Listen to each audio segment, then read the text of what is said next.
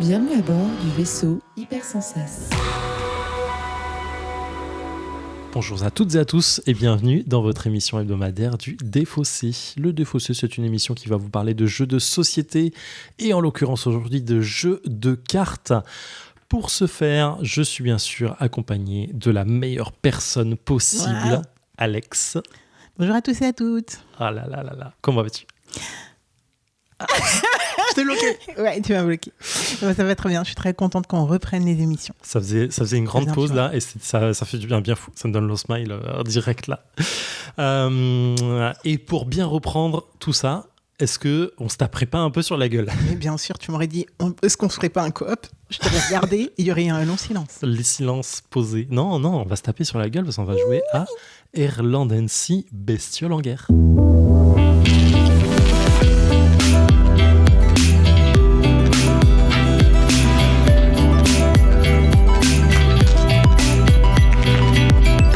Alors, Erlandency Bestiole en guerre, c'est un petit jeu de cartes qui est aux alentours de 12 balles. C'est un jeu édité par Lucky Dog Games qui est sorti cet été.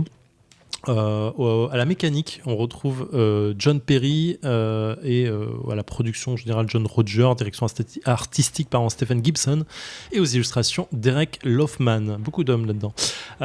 C'est pas un nouveau jeu, c'est un relooking d'un jeu qui existait déjà. Qui est sorti je crois en 2008 si je dis pas de conneries, et en fait ils ont juste fait un relooking visuel pour donner un thème un peu plus BD manga autour de ça, sachant que le thème de base c'était clairement la Seconde Guerre mondiale avec des photos de chars d'assaut, d'avions et tout, donc c'était vraiment très austère et pas très folichon. C'est un jeu pour 2 joueurs uniquement, pour des parties de 20 minutes environ, pour 10 ans et plus. Me semble-t-il que c'est localisé par Lucky Games et c'est Arcane Wonders qui fait ça à la base. Et tu connaissais le jeu de base? Alors je ne connaissais pas le jeu de base. J'ai découvert ce jeu, c'est un pote quand je suis parti au Flip.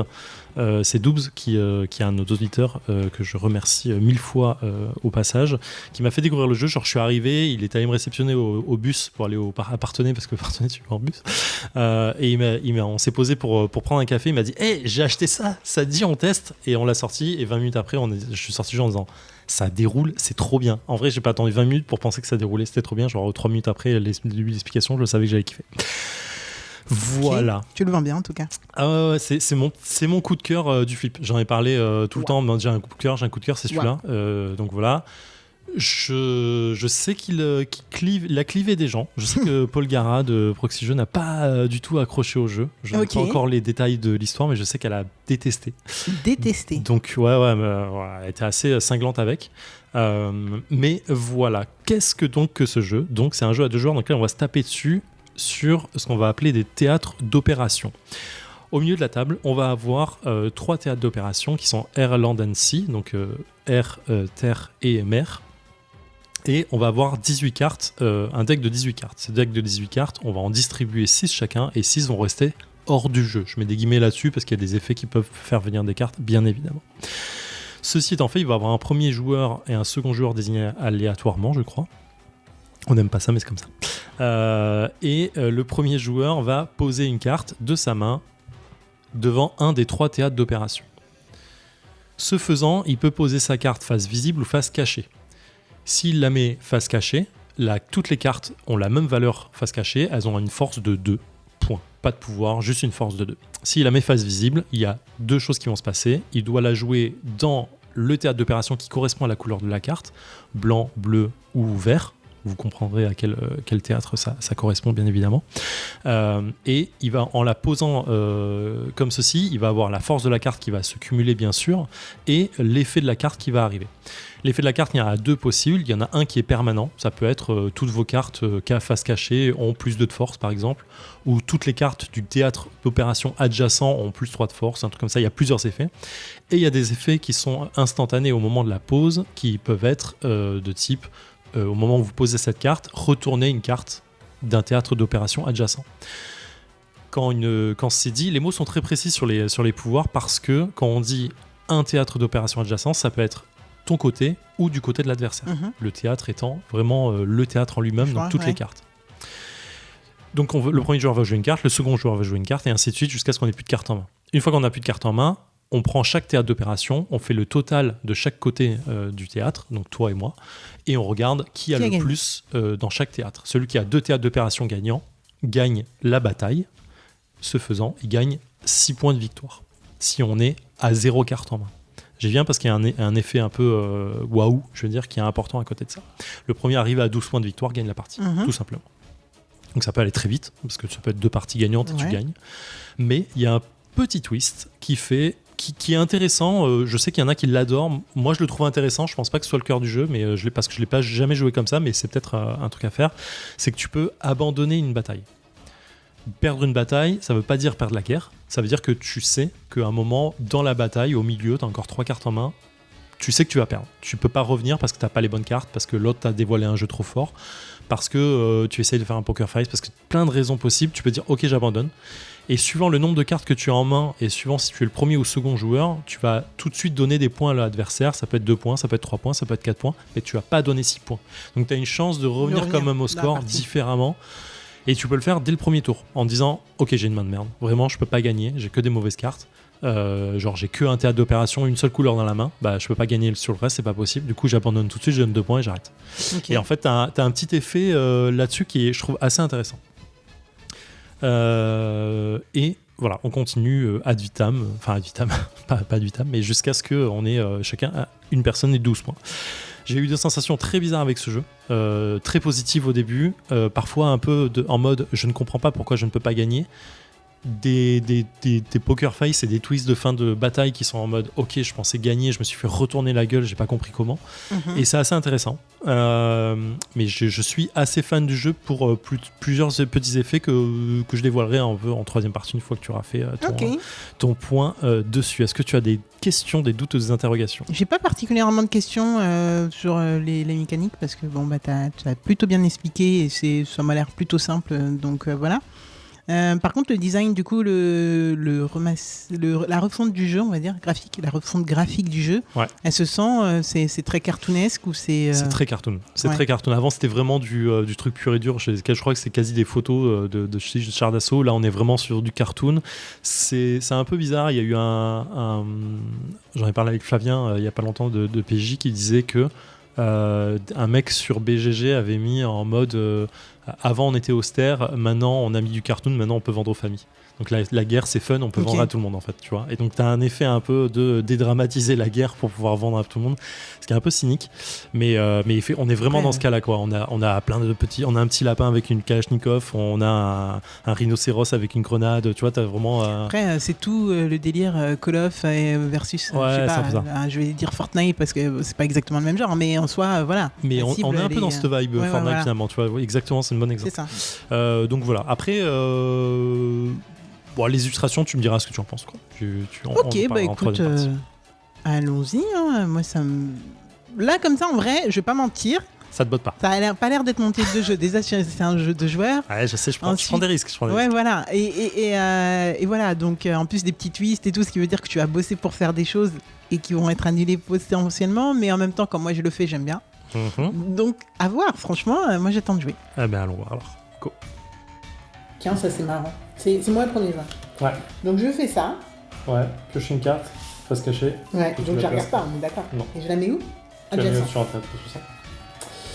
Ouais, elle est bien cette carte. Je sais pas, mais je la trouve marrante, donc c'est pour ça que je la fais. Écoute, je vais jouer endiguement. Si un joueur joue une carte face cachée, détruisez-la.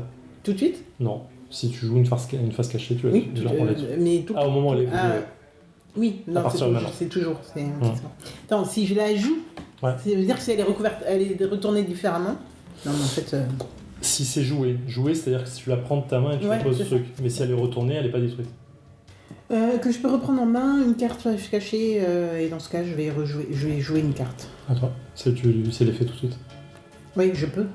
Tu ne le fais pas. Ouais. Par contre, en fait, je la reprends. Ah, j'en rejoue une. Okay. Oui, tu en reprends une de ta main tout de suite. Non, j'ai joué avec. Putain, la face cachée dernier moment là, elle m'a fait peur. Ouais. Ça va faire mal. En fait, ça va. Je pense que je me suis fait avoir sur mon propre truc. Du coup, j'ai ça, donc je peux déplacer une carte. Une de tes cartes. Mais du coup, alors attends, je te fais gagner là. Et nous sommes de retour dans le défaussé après 33 minutes et 42 secondes de Airland NC Bestiole en guerre avec Alex. Ma chère Alex, qu'est-ce que tu as... Je l'ai mal parti sur un jeu comme ça. Alors, dis-moi que je me suis pas trompé. Dis-moi que tu as un peu apprécié ce jeu. Qu'est-ce que tu en as pensé? J'aimerais te faire plaisir, vraiment. J'aimerais te faire plaisir. C'est pas pour moi. J'ai vraiment pas apprécié le jeu et je vais essayer d'étayer mon propos. Vas-y. Déjà, en fait, dès que j'avais les cartes en main, j'étais en mode ok, comment je peux faire des combos avec ça, tu vois, pour créer l'élément de surprise et tout. Première manche, aucun moyen de faire d'éléments de surprise, donc je ne pouvais que subir tes éléments de surprise que je ne savais pas. Oui, d'accord. Oui, pour une première partie, c'est pas la meilleure. Donc en gros, j'ai gagné la première en mode ouais, ok, très bien. Ouais. Il me semble que j'ai gagné la deuxième. Aussi, ouais. Je sais même plus comment, je t'avoue. J'avais pas une. De mon point de vue, j'avais que des cartes bleues quasi, et du coup, je pouvais pas jouer sur les autres théâtres, donc j'étais forcé de perdre. Et t'as bloqué. Déclaré forfait. Ouais, et t'as bloqué très vite sur le. Je pouvais pas jouer de face cachée en fait, donc j'étais vraiment perdant. C'est ça. Donc j'ai arrêté, je crois, à la troisième manche. C'est moins. En fait, je savais que je pouvais pas jouer dans une colonne, et il y avait un moment où je pouvais pas. Et t'avais sorti une carte où je ne pouvais pas. On pouvait pas jouer plus de 3 cartes sur les trucs adjacents, sauf que tu l'as joué au milieu, donc adjacent ça va ça très bloquait vite. vraiment le jeu. Et je crois que j'avais pas la couleur du milieu. Enfin bref, en tout cas, il y avait un truc où dans tous les cas, moi je me pensais bloqué, ou alors c'était pas ça, ou je sais plus, mais en tout cas, ça devait pas être ça puisque tu m'as dit oui, tu peux toujours les jouer face cachée. J'y pensais pas. Mais oui, je pense qu'il y avait un côté qui était bloqué et l'autre, j'avais pas la couleur, donc voilà. Et tu m'as dit j'aurais pu gagner sur ça, mais vraiment j'étais en mode. C'est très aléatoire. Enfin, je sais pas les cartes que tu as en main à ce moment-là. Oui, là, c'est du poker. C'est du en mode je vais peut-être y aller, perdre et donner 6 points. Complètement. Mais effectivement, je pense que tu as. Enfin, vas-y, je ferai mon rapport. Et la dernière manche, beaucoup de réflexion sur dans quel sens jouer les cartes et tout. Et encore cette carte qui sort, que je trouve archi cheaté de ne pas pouvoir jouer plus de 3 cartes. Parce qu'en fait, il faudrait que ce soit tu vois, à un moment. Tu vois, ou pendant 2 tours, 3 tours, je veux bien. Mais là, en fait, là, en fait, comme ça s'est passé 2 fois au moins dans la partie, tu la joues au milieu et dès le départ, en fait, ça bloque toutes les colonnes, tu vois. Enfin, en fait, il faut t'assurer tout de suite de jouer 2 cartes sur un des théâtres, mais l'autre joue aussi pareil de l'autre côté, donc ça bloque tout. Et du coup, tu peux rien faire. Donc, j'avais des 6, j'avais des bons trucs, tu vois, mais ok, bloqué immédiatement. Et tu veux pas le montrer direct ton 6 parce que si tu te le fais retourner, Bien sûr. Donc en fait je trouve pas que ce soit un jeu qui soit très tactique en fait. C'est même pas qu'il est ultra tactique et que voilà, je trouve qu'il y a des choses qui sont game changer et bloquants ultra rapidement, dont cette carte là. Je dis des choses, en fait il y en a pas 120 millions, mais en fait comme il y a très peu de cartes, ça, c'est quand même je sais pas s'il y en a combien, il y en a une de chaque couleur 18. Peut-être celle-là. Le barrage, je crois qu'il y en a qu'une seule dans le jeu. Il y en a qu'une seule dans le jeu. Ah ouais, parce qu'elle est beaucoup sortie.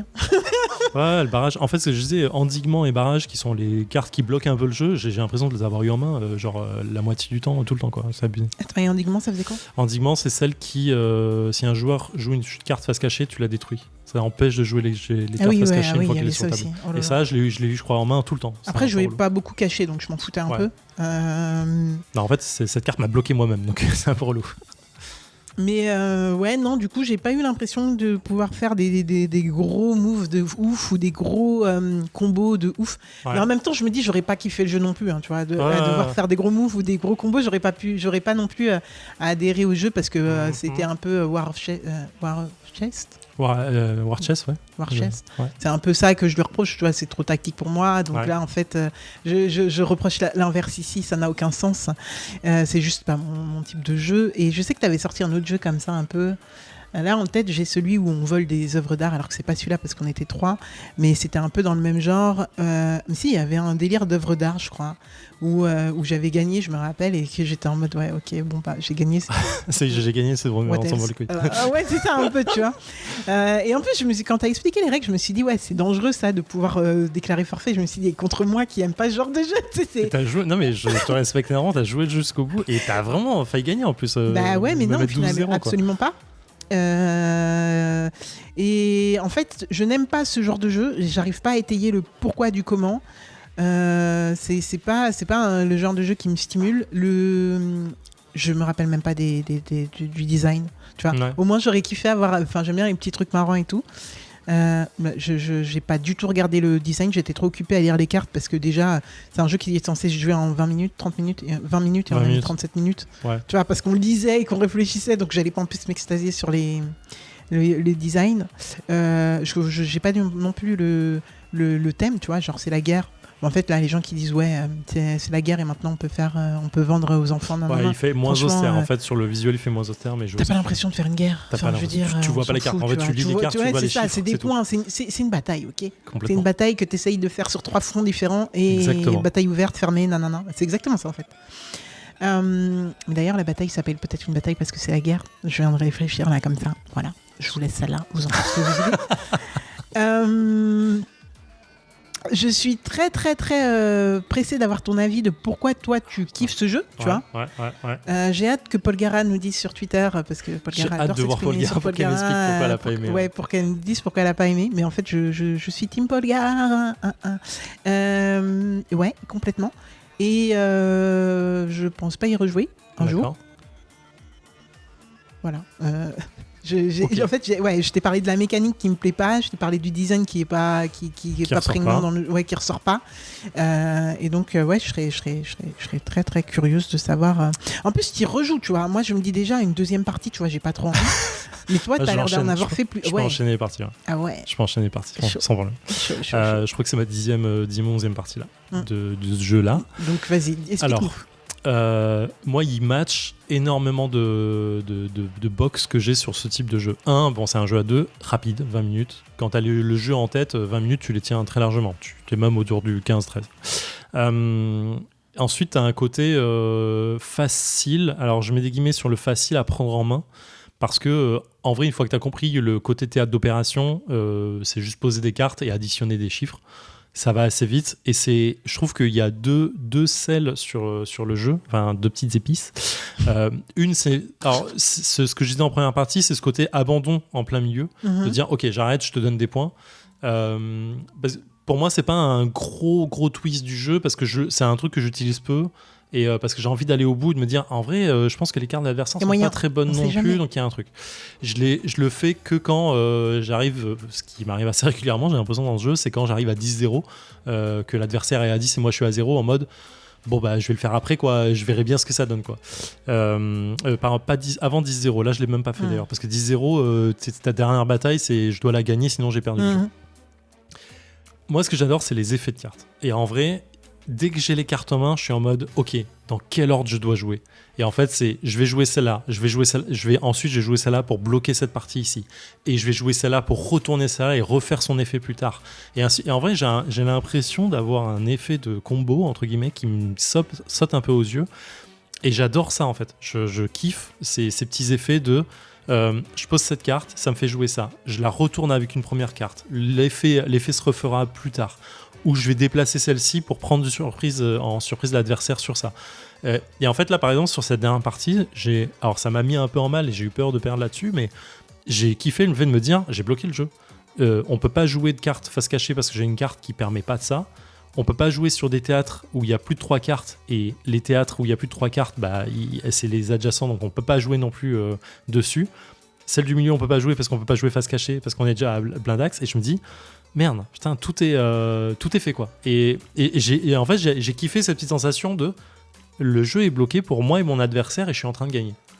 Tu vois, j'ai eu l'impression d'un peu d'avoir scellé. Alors ça paraît con, j'ai eu une petite vibe magique là-dessus, en mode jeu Meul ou Stas de l'époque, en mode le jeu est bloqué pour l'adversaire, il peut rien faire. Okay. Et je trouve ça agréable quand t'arrives à le mettre en jeu. Bon là, c'est involontaire en plus. Donc, surtout qu'en vrai, je pouvais faire un truc. J'ai pas pu parce que mes cartes étaient trop basses. Oui. Pour que ça ait un vrai impact. Mais je vois en vrai, je pouvais faire un truc. Mais du coup.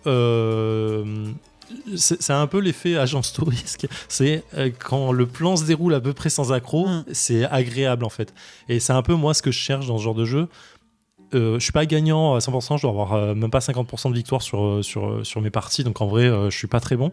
Mais je trouve ça agréable et je trouve qu'il y a une vibe de calcul en permanence de ok, quelle carte l'adversaire peut avoir en main, il en a 6 qui sont de côté. Ah, t'as pioché une 7 et une carte, tu l'as mis là, tu l'as retourné, c'est pas un 6, donc techniquement, moi j'en ai un en main. La probabilité que t'en aies 2 en main, elle est quand même assez faible. Et en fait, il y a une espèce de calcul qui se fait, je trouve, qui est intéressant et que moi j'aime bien sur un jeu très court comme ça en fait, assez tactique, assez court. Sur le visuel, il est, je trouve, beau quand je le regarde. Le problème, c'est que je le regarde jamais.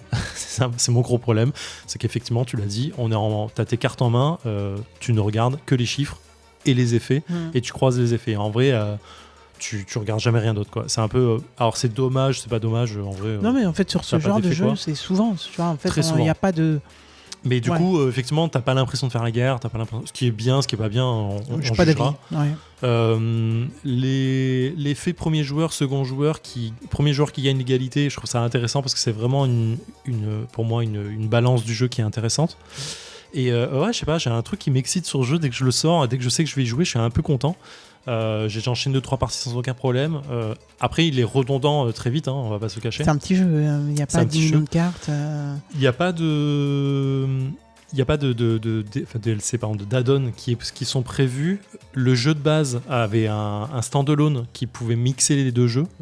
A priori, j'en discutais avec un mec de Lucky Dog Games quand j'ai acheté le jeu qui me disait que c'était très probable qu'ils y aillent aussi. Ok. Du coup, le jeu est déjà là. Le jeu est là, voilà. Il y a un truc qui est fait, mais ce sera un standalone, mais qui permet de mixer les deux, donc c'est plutôt cool. Et voilà. Et moi, je suis très très fan de ce petit jeu. Ouais. Du coup. Je vois ce que tu veux dire, mais en fait, je trouve que c'est ton affect pour le jeu, là, il est basé sur des trucs du genre combotage, qui est pas en fait qui est pas le cœur 100%. Du jeu. Ouais. Non, c'est même pas le cœur. C'est pas ça que je veux dire. C'est qu'en fait, tu n'es pas sûr d'avoir des cartes qui te font comboter. Parce que moi, j'ai eu, sur 4 manches, là, j'ai eu 2 manches sans pouvoir faire de combo, tu vois. Ouais, c'est pas tant le combo que la combinaison de l'ordre de cartes. Non, mais ça, on est d'accord. Sauf que moi, en fait, vu que en fait, la combinaison de l'ordre de cartes, elle va beaucoup dépendre de ce que tu vas faire des points si derrière il y a des trucs. Ok, bon, ça, c'est l'ordre des cartes, mais c'est pas ouf non plus. Bon, c'est cool, mais voilà. Mais, enfin, surtout, je l'avais, tu vois, c'était souvent le 4 qui recouvrait des trucs. Et sauf que ce que j'avais ensuite était plus fort que ça. Donc, bon, je m'en avais rien à faire. Oui, ça arrive. Et il y avait aussi les trucs, le délire de on retourne et quand on retourne et tout. Sauf qu'en fait, moi non, je pouvais pas les faire non plus. Donc en fait, je comprends ton affect pour le truc.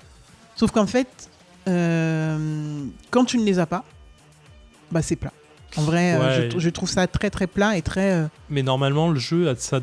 Non, alors je vais dire bien fait, c'est que si t'as pas de combo, c'est que t'as que des grosses cartes. Oui, bah, pour le coup, j'avais. Le 6, il a pas d'effet. Le 5, il a un effet qui est en général, mais qui n'est pas d'effet de pause. Donc c'est que tu as des grosses cartes, donc en fait ça limite un peu cet effet combo. Non, ça c'est vrai pour le coup. Mais du coup, tu joues à la bataille. Enfin, je veux dire, c'est clairement une bataille de points. Hein. C'est qui a le plus de points d'un côté qui gagne. Hein. Et pareil, enfin, je trouve qu'il aurait fallu plus de cartes pour pouvoir se dire, du coup, tu fais des vrais combos. C'est un petit regret effectivement que j'ai sur ce jeu, c'est que au final, les 18 cartes, tu les vois vite passer. Ouais. Et les combinaisons, entre guillemets, tu les vois vite, tu les as vite égrenées, quoi. Donc, au bout d'un moment, bon, je te dis, là, je peux regarder, mais je crois que je suis entre 10 et 12 parties. Voilà, ça va me faire encore 2 mois, maxi. Je pense que je prendrai plus de plaisir à présenter le jeu à des gens qui ne jouent pas, qui n'ont pas joué. Mais du coup, il y a un effet de balance de dire, moi, je connais très bien le jeu, donc eux, c'est difficile pour eux aussi. Mais effectivement, si je joue avec quelqu'un qui connaît très bien le jeu aussi, je pense qu'on va s'en lasser très vite. Et c'est pour ça que c'est un peu l'effet de il n'y a pas assez de cartes. Pour un jeu de base, 18 cartes, je trouve ça très bien. Chacun en a 6, il y en a 6 de côté. C'est pas un jeu qui va se renouveler très très vite, quoi. Sans pack additionnel. Avec le pack additionnel dont je parle de Fantasy Realm, qui est pas du tout le même genre de jeu, mais comme j'ai beaucoup joué pendant mes vacances, tu vois, en vrai, il a une rejouabilité quasi infinie. Le jeu, t'as l'impression de toujours faire autre chose. Enfin, moi, j'en prends un plaisir fou à toujours y rejouer. Je crois que t'as 26 ou 27e partie, tu vois, sans aucun problème. Là, je sais qu'au bout de 20 parties du jeu, je pense je ressortirai un peu moins, quoi. Mais tu vois, juste, dans ma tête, je vais comparer aussi à Fantasy Realm. ouais, carrément plus de plaisir, alors que c'est pareil, c'est que des cartes. Oui. Ça n'a rien à voir d'autre en fait. Mais Ouais, il n'y a pas trop de. il n'y a pas vraiment de lien. Mais en soi, ouais, ça pourrait être redondant parce que, et ça l'est, hein, pour moi, Fantasy Realm est quand même assez redondant vite. Et puis en plus, je connais des gens qui se sont amusés à trouver la meilleure combinaison. Donc, bien sûr, pour moi, ça casse le jeu. Enfin, c'est même plus d'intérêt, tu vois, d'aller chercher cette bonne combinaison. Du coup, en fait, tu fais de la spéléologie plutôt que de jouer à surtout que c'est limité quand même en termes de spéléo. Donc, ça, c'est moins ce qui m'intéresse. Mais là, en fait, j'ai rien ressenti. À part, vraiment, moi, les seules vraies questions que je me posais, c'était est-ce que je joue ma main ou est-ce que j'abandonne le plus tôt possible pour te donner le moins de temps possible. Je trouve que c'est une question qui est intéressante. Ouais, et là, il arrive à un moment dans la partie où tu te dis, je peux pas abandonner parce que dans tous les cas, ça lui donne trop de points. Ça beaucoup trop de points. Mais il y a le passage du 2-3 cartes suivant si t'es premier ou second joueur qui dit ok, je peux en jouer une de plus et je verrai si j'abandonne. Mais en vrai, c'est un peu bizarre. Ouais. Du coup, en effet, pas un coup de cœur pour moi. J'ai un peu du mal à comprendre ton coup de cœur aussi, j'avouerai. Même avec tes explications, je suis pas complètement convaincu. Mais je sais pas comment finir cette phrase. Non, mais écoutez, si vous comprenez mon coup de cœur, mes explications ou mon excitation sur mes explications, n'hésitez pas à le dire en commentaire. On va faire des retours sur Twitter et Instagram. Si vous êtes de la team Alex, dites-le aussi. Ça me fera plaisir de dire vous aimez pas le jeu, pourquoi. En vrai, non, mais c'est intéressant. Et voilà, c'est déjà pas mal. Ma chère Alex, on se retrouve la semaine prochaine. Exactement. Et toujours avec du plaisir et du jeu. Et le sourire aux lèvres. Ah.